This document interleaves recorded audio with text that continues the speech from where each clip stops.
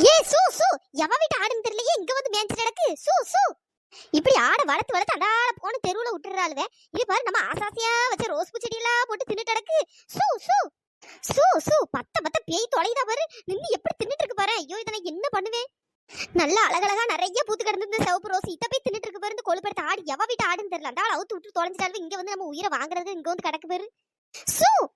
இந்த ஆடை விரட்டுறதுக்குள்ள எனக்கு உயிர் பேரம் போலயே பேய் தொலைதா பாரு.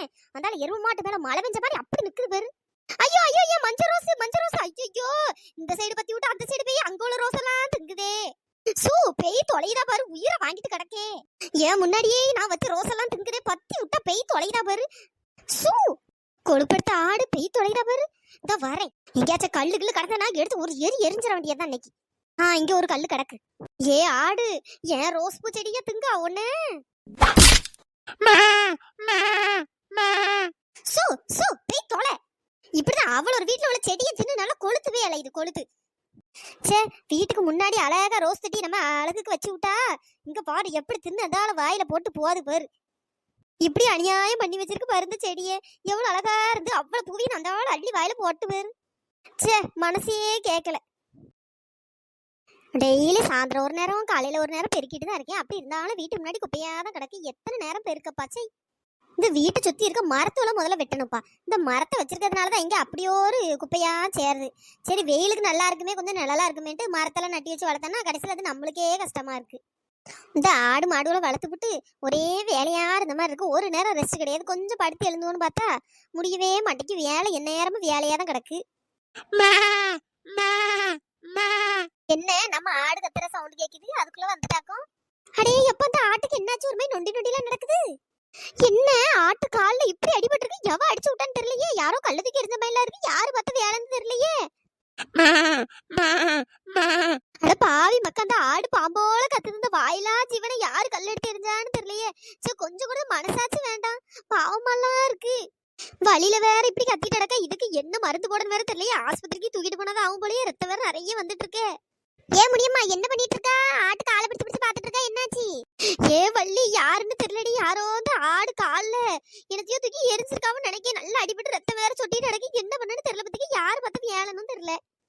என்ன சொல்ற முடியுமா? ஆடு கால்ல ரத்தம் வருதா? ஆமா வள்ளி. ஏ முடியுமா இப்போ ஒரு அரை மணி நேரத்துக்கு முன்னாடி தான் பாத்துக்க இந்த ஒத்தரோசா வீட்டுல உன் ஆடு மேய்ஞ்சிட்டு இருந்துச்சு. பூச்செடி எதுவும் தின்னுட்டு நினைக்கேன். அவதான் கடந்து கத்திட்டு சூ சூன்னுட்டு இருந்தா. எதையோ தூக்கி எரிஞ்சா பாத்துக்க. என்ன தூக்கி எரிஞ்சான்னு எனக்கு தெரியல. கருங்கல்ல தான் நினைக்கேன் பாத்துக்க. என்னது அவதான் அப்ப கருங்கல்ல தூக்கி எரிஞ்சாளா? ஆமா முடியுமா அவதான் எரிஞ்சிருப்பான்னு நினைக்க பாத்துக்க. ஏன்னா அவதான் ரொம்ப நேரம் கடந்து கத்திட்டு கிடக்கா. இதே செவல் ஆடுதான் பாத்துக்க. அப்ப இது உன் ஆடாதான் இருந்திருக்கா. நான் கூட நினைச்சேன் யார் ஆடுன்னு தெரியலையே இப்படி எரியறாளே அப்படின்னு நினைச்சிட்டு இருந்தேன் பாத்துக்க. அது அப்பவே வழியில அப்படியே ஒரு கத்து கத்திட்டு பாத்துக்க. அவளுக்கு எவ்வளவு திமிர் இருந்தா என் ஆட்டு மேல அவ கல் எடுத்து எறிவா. எவ்வளவு ரத்தம் வருது பாரு. முடியுமா அவட்ட போய் கேட்கணும் கேளு பத்துக்கு. ஆனா நான் தான் சொன்னேன்னு சொல்லாத சரியா. அவரவ ஏன்ட சண்டைக்கு வந்துருவா. எவ்வளவு திமிர் அவளுக்கு. இந்த வாரேன் இப்பவே அவ வீட்டுல போய் நான் என்ன ஏதுன்னு இப்ப கேக்குறேன்னு இல்லையான்னு பாரு. சரி முடியுமா என் பேர் மட்டும் சொல்லாத சரியா.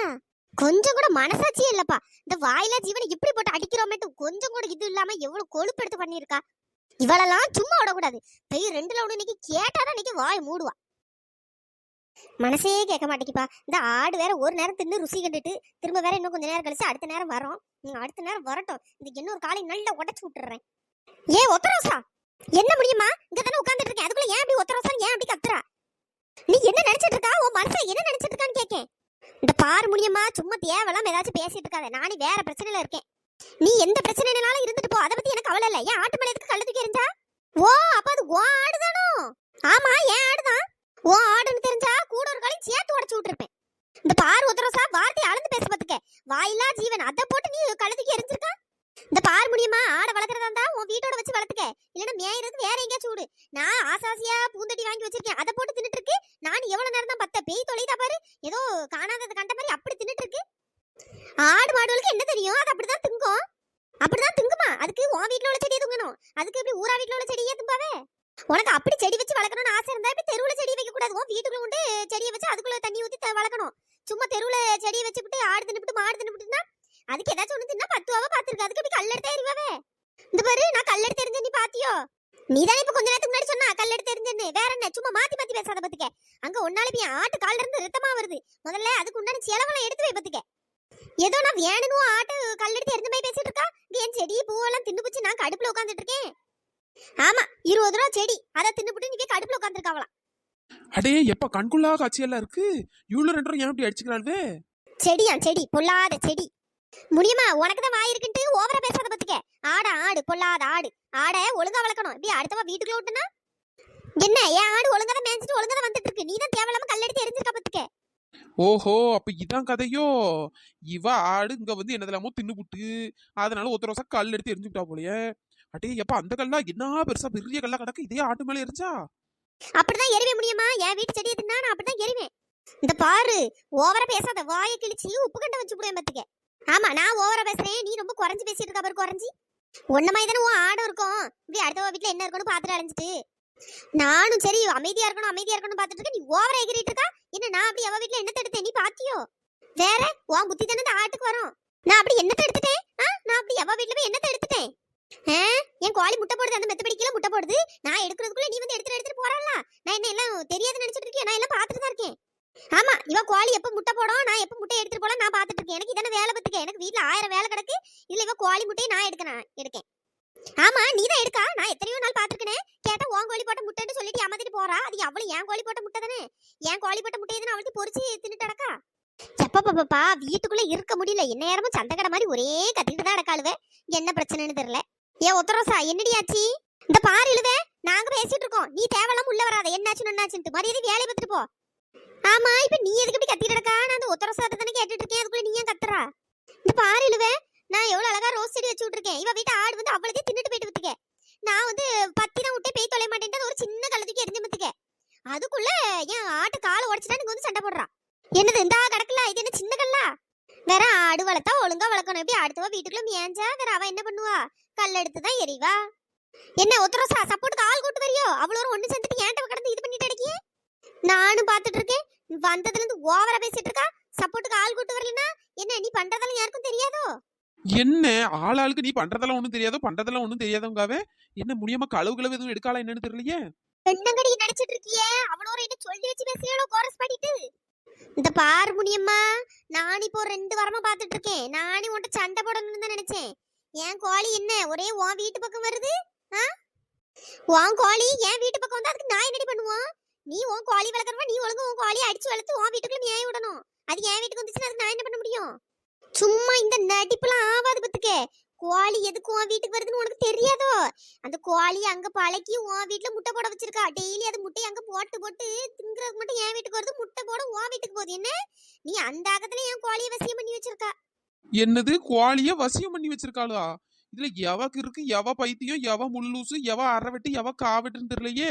ஒன்னொன்னு ஒவ்வொரு தினசால கிடக்கு. ஆமா இழுவே.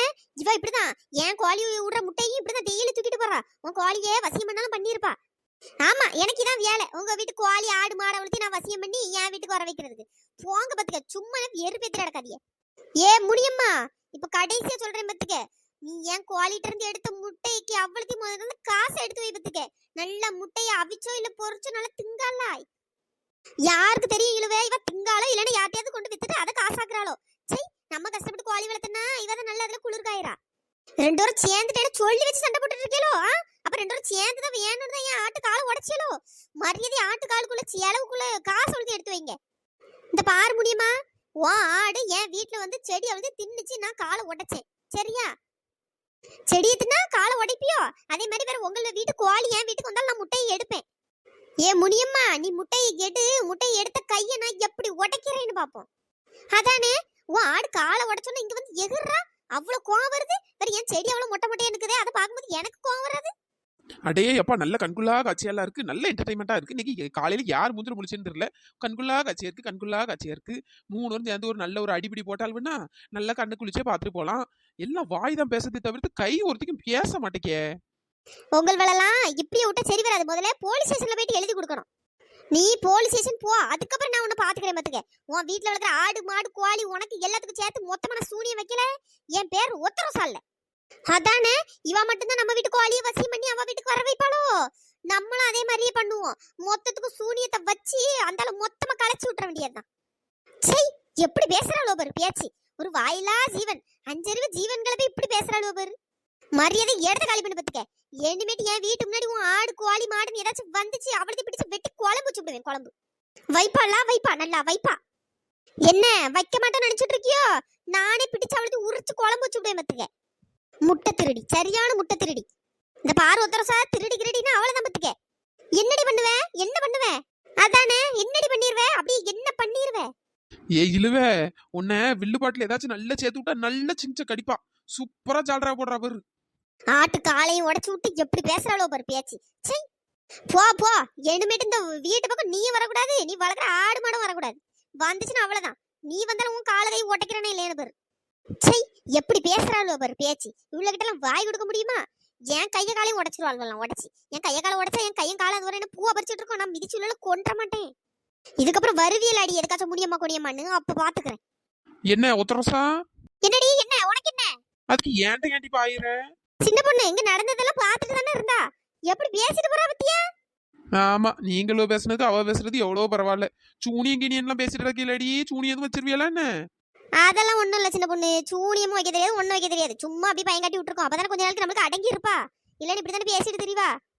ஆமா ஆமா. அடச்சி வாய் மூடு. நீ ஃபர்ஸ்ட் சால்ரா போடுறத நிறுத்து. எதுக்கு எடுத்தாலும் ஆமா நோமா அதானே கொதானேன்ட்டு மூடுறி வாய. இல்ல சின்ன பொண்ணு இவ்வளவு இப்படியும் விடக்கூடாது பத்துக்க. கொஞ்சம் அடக்கி வச்சாதான் ஒழுங்கா இருப்பாளுவ. நம்ம மேல ஒரு பயம் வேண்டாம். எப்படி திமிரா போறா பாரு. சின்ன பொண்ணு நம்ம சப்ஸ்கிரைபர் நேம் எல்லாம் சொல்லிடுடி. Hi Shanti Shankar, hi Lakshmi, hi Sai Viveka, hi Kavin Nilavu, hi Lakshmipathi, hi Suganth, hi Nitharshini, hi Subash, hi Viji, hi Umar Barakat, hi Mekishalini. நண்பர்களே இந்த வீடியோ பிடிச்சிருந்தா லைக் பண்ணுங்க, ஷேர் பண்ணுங்க, மறக்காம சப்ஸ்கிரைப் பண்ணிடுங்க. இன்னொரு வீடியோல பார்க்கலாம். Tata bye bye. Thanks for வாட்சிங்.